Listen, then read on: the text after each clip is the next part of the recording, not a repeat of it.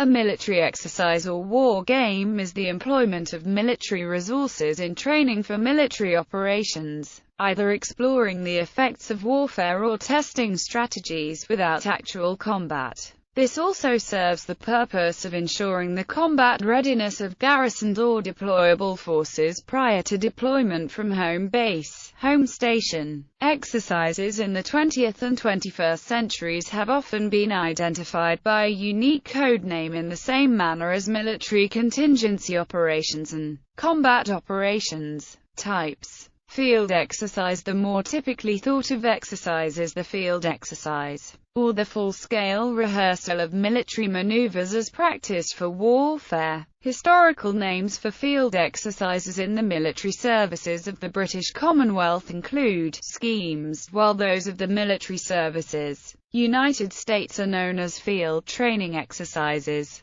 or, in the case of naval forces, fleet exercises. In a field exercise or fleet exercise, the two sides in the simulated battle are typically called red and blue, to avoid naming a particular adversary. In U.S. and NATO exercises, this naming convention dates from the Cold War construct where the principal geopolitical adversaries of the U.S. and NATO of the period, specifically the Soviet Union, the People's Republic of China and the various proxy states, were viewed as red forces based on their national flags and the association of communism with the color red, whereas friendly forces were depicted by the color blue. Command post exercise. A command post exercise typically focuses on the battle readiness of staffs such as a particular unified combatant command or one of its components at any level. It may run in parallel with an FTX or its equivalent, or as a standalone event for headquarters staff only, with heavy emphasis on simulated events.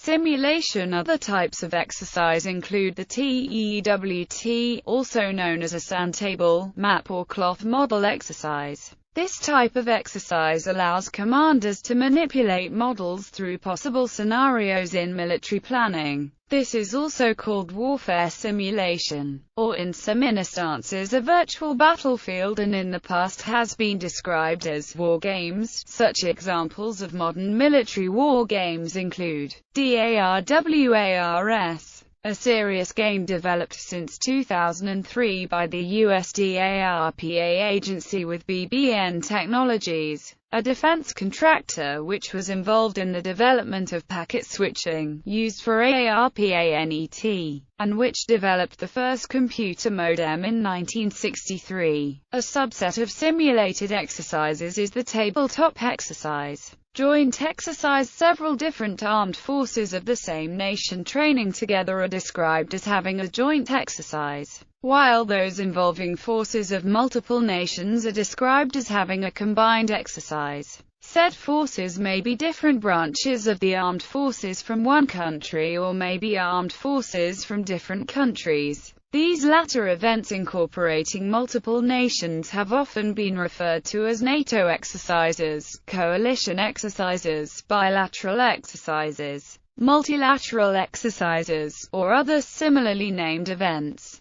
History. The modern use of military exercises grew out of the military need to study warfare and to reenact old battles for learning purposes. During the age of Kabinetskriege, Frederick the Great, King of Prussia from 1740 to 1786, put together his armies as a well-oiled clockwork mechanism whose components were robot-like warriors. No individual initiative was allowed to Frederick's soldiers. Their only role was to cooperate in the creation of walls of projectiles through synchronized firepower. This was in the pursuit of a more effective army, and such practices made it easier to look at war from a top-down perspective. Disciplined troops should respond predictably, allowing study to be confined to maneuvers and command. The stunning Prussian victory over the Second French Empire in the Franco-Prussian War is sometimes partly credited to the training of Prussian officers with the game Kriegspiel, which was invented around 1811 and gained popularity with many officers in the Prussian army. These first war games were played with dice which represented friction, or the intrusion of less than ideal circumstances during a real war. 21st-century militaries still use war games to simulate future wars and model their reaction. According to Manuel de Landa, after World War II, the command, control and communications was transferred from the military staff to the Rand Corporation, the first think tank. Von Neumann was employed by the Rand Corporation, and his game theory was used in war games to model nuclear dissuasion during the Cold War. Thus, the